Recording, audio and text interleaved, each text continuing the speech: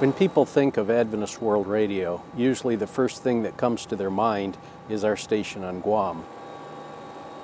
Many people around the country and around the world really contributed to make that station possible.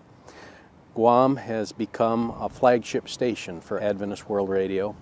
Its outreach covers all of Eastern Asia, from Korea and Japan and Russia up in the north down through mainland China, Southeast Asia, Indonesia, and even as far over as India. Currently, we're transmitting in 22 languages, and it varies sometimes throughout the year.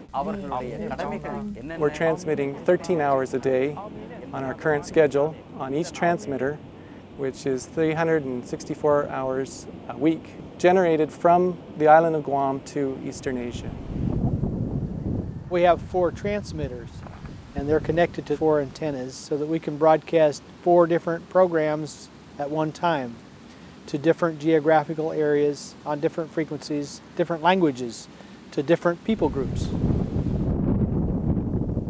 The highest of our towers is 330 feet. In order to support, the antenna actually is suspended between 2 towers. And the weight of the antennas is such that we have 78,000 pounds of counterweight which hold the antennas in place, but those weights will lift in a 20-mile-an-hour wind. And that gives you some idea of the tremendous weight that is suspended between those towers. Being an island in the Pacific, Guam is subject often to typhoons. It's what they call them there. We often think of them as hurricanes. There was one recently that hit the island of Guam and did a lot of damage. It ripped those cables away from the towers and from each other, and so we ended up with a mass of tangled wire between those towers.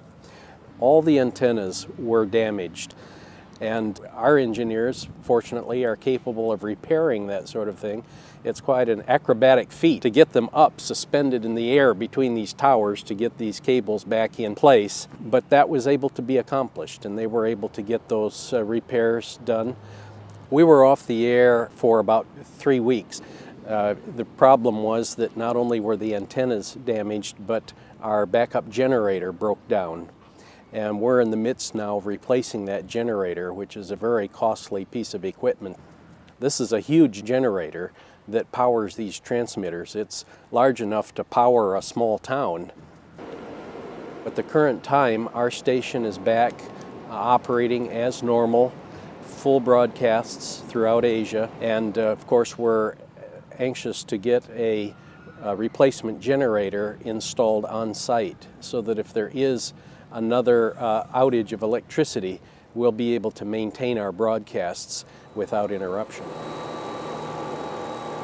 I think what makes Adventist World Radio really work, not only from this location but others, is the fact that we're transmitting in the language that the people listen to. It's produced by people that grew up in that culture.